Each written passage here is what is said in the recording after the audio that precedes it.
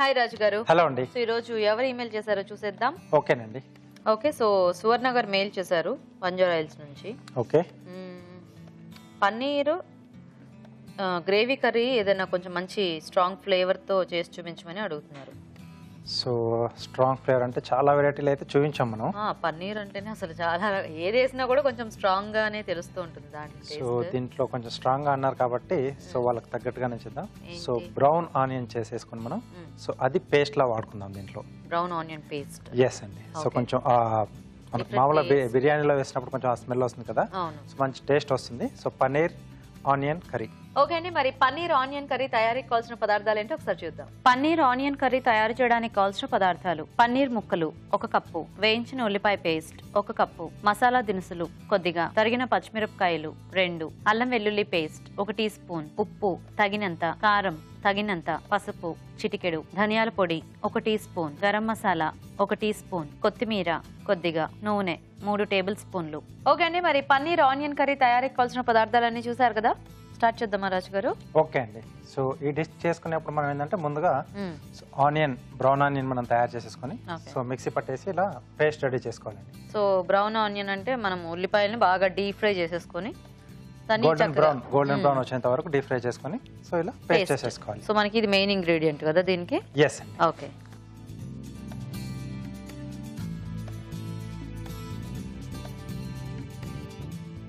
So కొద్దిగా oil,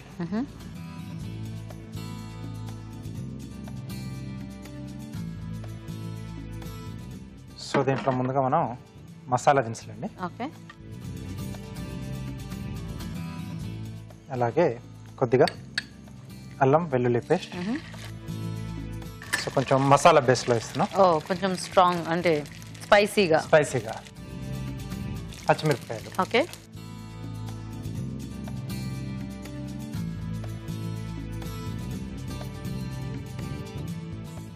ఈ brown onion అంటేనే కొంచెం ఉల్లిపాయలు కొద్దిగా మాడినట్టు చేసేస్తాం కదా మనము. ఆ టేస్ట్ కర్రీలో రైస్ కంటే మనం తింటుంటే బాగుంటుంది. కర్రీకి కూడా అది బాగా సూట్ అవుతుంది రాజు గారు. బాగుంటుంది. అంటే మరీ కొంచెం డార్క్ కాకుండా లైట్ కలర్ చేంజ్ అవుతుంది అన్నప్పుడు మనం తీసేసాలి దీనికి. సో తీసేసిన తర్వాత కూడా కొంచెం దాంట్లో ప్రాసెస్ నడుస్తుంది. పీల్చుకొని ఉంటుంది, ఇంకొంచెం లైట్ డార్క్ అవుతుంది అనమాట. సో అది కరెక్ట్ స్టేజ్ మనం తీసుకోవాల్సింది. సో కాబట్టి అదొకటి కొంచెం జాగ్రత్త పడాలి. కొంచెం ఎక్కువగా డార్క్ అయినా ఒక రకమైన కొంచెం చేదు వస్తుంది కదా. సో కాబట్టి అది కొంచెం జాగ్రత్త తీసుకుంటే ఈ డిష్ మంచి టేస్టీగా మనకు రెడీ అవుతుంది. సో యూజువల్గా అంటే ఈ బ్రౌన్ ఆనియన్ పేస్ట్తో కర్రీస్ ఏమైనా చేస్తుంటారా సార్ కాంబినేషన్స్? మనం ఇది గుత్తి వంకాయలలో చేస్తూ ఉంటాం కదా. So Hyderabadi dish bagara baingan. So చాలా మంది దాంట్లో యాడ్ చేస్తుంటారు. మసాలాతో పాటుగా ఈ బ్రౌన్ ఆనియన్ పేస్ట్ కూడా యాడ్ చేస్తారు. సో దీంట్లో మనం రెడీ చేసుకున్న బ్రౌన్ ఆనియన్ పేస్ట్ సో చూడడానికి క్యారమెల్ సాస్ లా ఉంది. సో దీంట్లోనే డిష్కి సరిపడా ఉప్పు,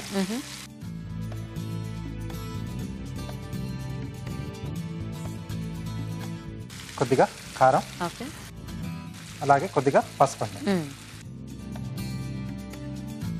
సో బ్రౌన్ ఆనియన్ అంటే ఆల్రెడీ ఫ్రై అయింది కదా, ఇంకా మంచి స్మెల్ వస్తుంది వీటితో అన్నిటితో మిక్స్ అయ్యేసరికి. సో ఇది కొంచెం మగ్గితే మనకు అంటే మనం ఉప్పు కారం యాడ్ చేస్తాం కదా, సో ఇది ఈ ఆనియన్ కూడా కొంచెం పట్టేసి సో ఆయిల్ని కూడా ఇది పీల్ చేసుకుంటే మనకు మిగతా పన్నీర్ మనం యాడ్ చేసుకోవచ్చు. సరే రాజు గారు, అయితే మేము చిట్కా చూస్తాము. ఓకేనండి. ఓకే అండి, ఇప్పుడు మనం ఒక చిట్కా చూద్దాం. ఈ రోజు మన మొదటి చిట్కా: కొంతమందికి స్కిన్ ఎలర్జీ వల్ల ఒంటిపై ర్యాషెస్ వస్తూ ఉంటాయి కదండి. అలాంటప్పుడు ఏం చేయాలి అంటే ఒంటికి పసుపు రాసుకుని స్నానం చేస్తూ ఉండాలి. పసుపు మంచి యాంటీబయాటిక్గా పనిచేసి చర్మ సంబంధిత వ్యాధులు రాకుండా చేస్తుంది. ఓకే అండి, మరి చిట్కా చూసేస్తారు కదా, అండ్ అలాగే గ్రేవీ కూడా బాగా వేగింది చక్కగా. సో ఇప్పుడు దీంట్లో paneer ముక్కలండి. Okay.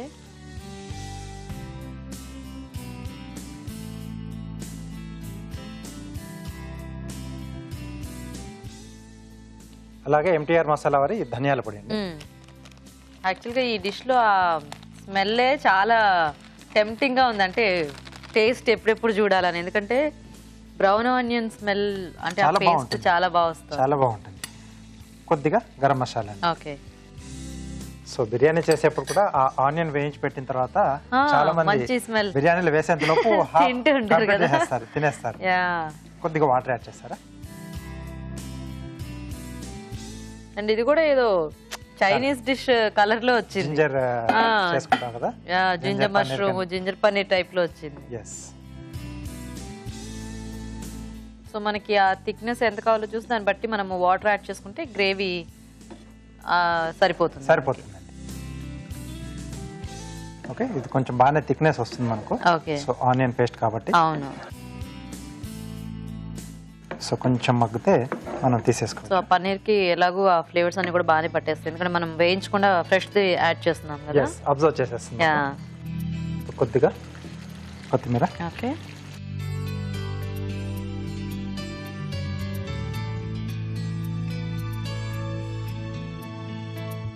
Okay. So dish ready అండి. నైస్. పన్నీర్తో ఏదైనా కూడా చాలా ఫాస్ట్ గానే మనం డిషెస్ రెడీ చేసేసుకోవచ్చు. సో అంటే దాన్ని అది ఉడకాల్సిన అవసరం లేదు కాబట్టి అక్కడ మనకు ఆ టైం అనేది సేవ్ అవుతుంది. యా.